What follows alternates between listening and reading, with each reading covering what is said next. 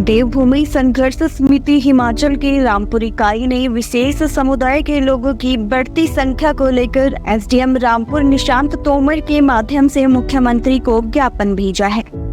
समिति का कहना है कि अन्य राज्यों से आकर पहचान छिपाकर रामपुर और आसपास के क्षेत्रों में बस रहे विशेष समुदाय के लोगों से प्रदेश की शांति को खतरा हो सकता है।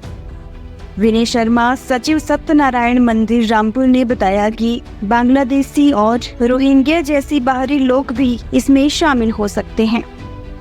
पिछले 2 दशकों से हिमाचल प्रदेश की डेमोग्राफी बदलने के षड्यंत्र पूर्वक प्रयास हो रहे हैं, जिस पर तुरंत कदम उठाने की आवश्यकता है।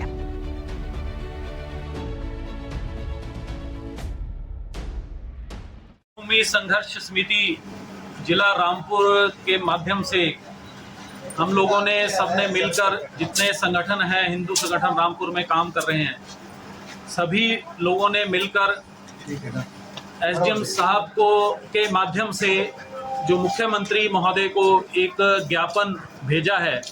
जिसमें हम सब संगठनों के प्रतिनिधि जो यहाँ पे हैं, सबने ये चिंता जाहिर की है कि पिछले कुछ समय से जो बाहर से लोग आकर लगातार एक खास विशेष समुदाय के लोग जो लगातार रामपुर में भी और पूरे हिमाचल में भी बढ़ते जा रहे हैं, और ऐसा लगता है कि कुछ षड्यंत्र के तहत ये सारा कुछ हो रहा है और यहाँ की डेमोग्राफी चेंज करने की एक जो है कोशिश हो रही है। आपने सुना होगा, पढ़ा होगा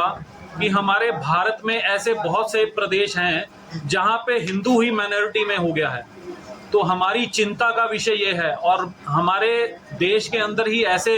दिल्ली में भी कैसे कुछ इलाके हैं जहाँ पे लोगों को एक विशेष समुदाय के कारण से पलायन करना पड़ा है, और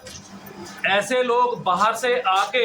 दूसरे प्रदेशों से, ज़्यादातर अगर आप रामपुर की बात करें तो सहारनपुर, मेरठ, ज़्यादातर उत्तर प्रदेश के जो मुरादाबाद, इन क्षेत्रों के लोग यहाँ पे आए, बहुत सारे लोग यहाँ पे आ गए हैं। वैसे तो ये स्वाभाविक है एक जगह से दूसरी जगह जाके कारोबार करना, लेकिन जब किसी षड्यंत्र के तहत ऐसा किया जाए, जब किसी ऐसे मुद्दे के तहत कोई खास वजह से ऐसा लगे, तो तब चिंता का विषय जो है हम सभी संगठनों के लिए बनता है। और ये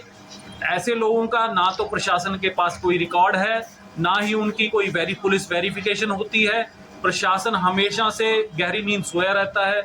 इसी वजह से ये इस तरह की घटनाएं होती हैं। जैसे शिमला में, मल्याणा में एक घटना होती है कि कुछ मुस्लिम युवक जो है एक हिंदू युवक की पहले पिटाई कर देते हैं, लेकिन जब सब लोग इकट्ठा होते हैं तो वो जाके मस्जिद में छुप जाते हैं,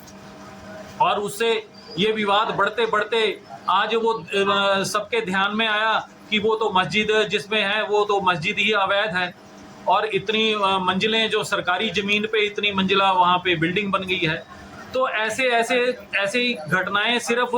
ये शिमला की नहीं है, ये हर जगह है। लेकिन समय समय पर हिंदू संगठनों द्वारा जो प्रशासन को चेतावनी देने के लिए बार बार ज्ञापन दिए जाते हैं, हम भी यहाँ पे बहुत बार प्रशासन के पास आ चुके हैं। तो आज फिर से एक बार प्रशासन को ये सारी चीज़ों की जानकारी जो हम लोगों ने यहाँ पे दी है कि रामपुर क्षेत्र में भी इस तरह के बहुत सारे ऐसे लोग हैं जिनकी संख्या लगातार बढ़ती जा रही है, और ये लोगों की उनकी कोई, अगर आप उनसे किसी उस पर कभी खड़े हो जाएं, आप एक माइक लेके, आप सभी पत्रकारों से भी मैं ये कहता हूं,